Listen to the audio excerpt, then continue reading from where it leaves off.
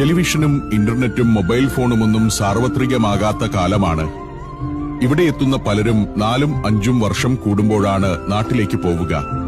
അതുവരെയും അവരുടെ സങ്കടങ്ങളും നാട്ടിൽ നിന്നും ഓരോ കത്തെത്തുമ്പോഴുള്ള സന്തോഷവും നൊമ്പരങ്ങളും എല്ലാം അറിഞ്ഞിരുന്നു ഈ തെരുവുകൾ.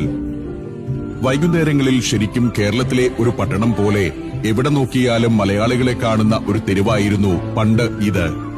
2-3 ദശകങ്ങൾക്ക് മുൻപ് സൗദി അറേബ്യയിൽ ജോലി ചെയ്തിരുന്ന ഏതൊരാൾക്കും ഈ കാണുന്ന ഓരോ കെട്ടിടവും സുപരിചിതമായിരിക്കും.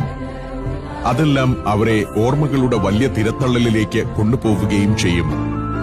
കേരളത്തിലിരുന്ന് സഞ്ചാരത്തിലൂടെ ഈ നഗരഭാഗം കാണുമ്പോൾ അവരുടെ എല്ലാം മനസ്സിലേക്ക് കഴിഞ്ഞുപോയ ഒരു ദീർഘമായ കാലഘട്ടം എത്താതിരിക്കില്ല.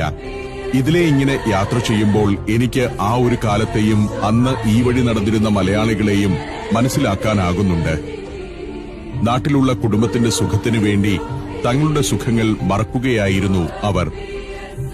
ഭക്ഷണം കഴിക്കുന്നതിനുള്ള പണത്തിൽ നിന്ന് പോലും മിച്ചം പിടിക്കുന്ന തുക നാട്ടിലേക്ക് അയച്ച് സ്വപ്നങ്ങളിൽ മുഴുകിക്കഴിയുന്ന പ്രവാസി മലയാളിയുടെ ആ ദിനങ്ങളെ ആരും മറക്കാൻ പാടില്ലാത്തതാണ്.